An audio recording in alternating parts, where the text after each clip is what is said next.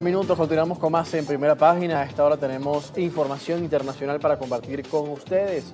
Continúa la tensión entre Estados Unidos y el gobierno colombiano, luego de que dos ministros renunciaron a la visa estadounidense y otros dos altos funcionarios fueron informados de que les fue retirada, como ocurrió con el presidente Gustavo Petro, después de que se manifestara en una marcha pro-palestina en Nueva York y esto enfureciera al gobierno del presidente Donald Trump.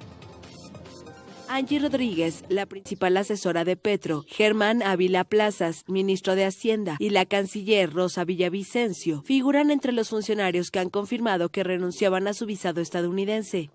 Si por ser un pacifista te quitan la visa, pues muchos estamos diciendo también lo somos y pues renunciamos a ese documento en cualquier momento que lo podamos solicitar porque tengamos que ir, pues está en la potestad y en la soberanía de cualquier país.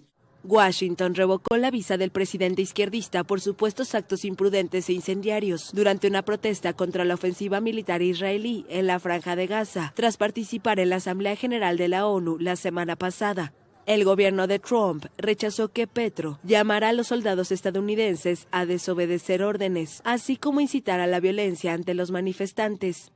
Aquí no se incitó a la violencia, aquí se incitó ante todo a la paz, a parar un genocidio, y esos son los motivos por los cuales se ha revocado la visa del presidente. El gobierno de Petro informó que es posible que se presenten más renuncias a la visa estadounidense dentro del gabinete. Petro, crítico del primer ministro de Israel, Benjamin Netanyahu, a quien tacha de genocida, e hizo un llamado a las naciones del mundo a aportar soldados para un ejército más grande que el de Estados Unidos, para defender a los palestinos. También propuso abrir una lista de voluntarios colombianos y aseguró que él mismo se enlistaría.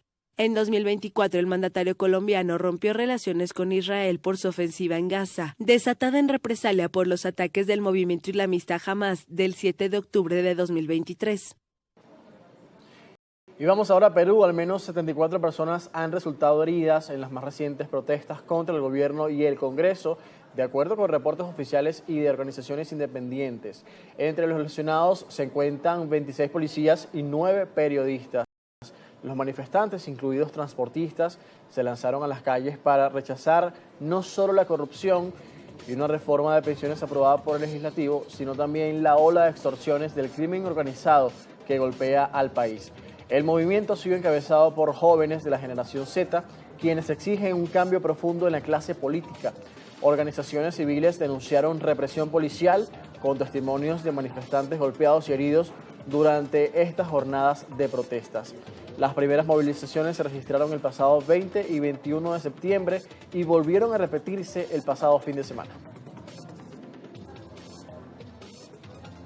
Y en Ecuador, familiares y comunidades indígenas despidieron este martes a Efraín Fueres, un agricultor de 46 años asesinado a tiros durante un enfrentamiento entre militares y manifestantes en ese país. Su muerte, ocurrida en medio de protestas contra el fin de los subsidios al diésel, es investigada por la Fiscalía, mientras la CONAIE responsabiliza a las Fuerzas Armadas.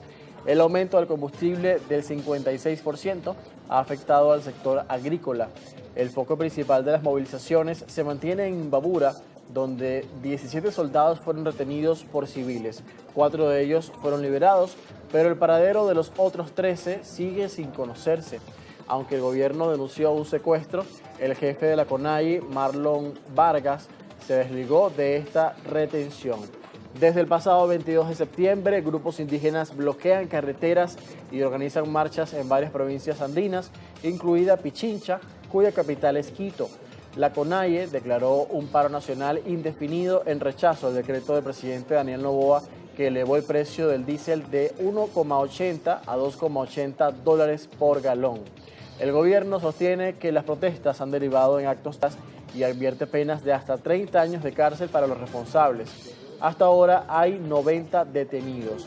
La ONU instó al Estado ecuatoriano a garantizar el respeto de los derechos humanos y a poner fin a la violencia en estas manifestaciones. Amigos, y cerramos con una información política y tecnológica porque YouTube pagará $22 millones al presidente estadounidense Donald Trump para cerrar una demanda relacionada con la suspensión de su cuenta tras el asalto al Capitolio en el año 2021. El acuerdo convierte a la plataforma de videos, propiedad de Google, en la última empresa en resolver judicialmente el conflicto con Trump, tras acuerdos previos con las redes de Meta y X. Las cuentas de Trump fueron eliminadas por varias redes sociales y plataformas de videos tras el ataque al Capitolio, debido a temores de que difundiera más violencia durante afirmaciones falsas sobre fraude electoral en las presidenciales de 2020. La medida generó múltiples demandas del presidente, alegando censura de su discurso. El dinero de este y otros acuerdos se destinará a organizaciones sin fines de lucro. En el caso de YouTube, los $22 millones irán al Trust for the National Mall, que trabaja en la restauración y mejora del National Mall, apoyando además la construcción del salón de baile de la Casa Blanca. Previo a este acuerdo, Trump había resuelto con X en febrero por $10 millones y con Meta por 25 millones, de los cuales 22 se destinarán a una creación de la biblioteca presidencial. Y con esta actualización internacional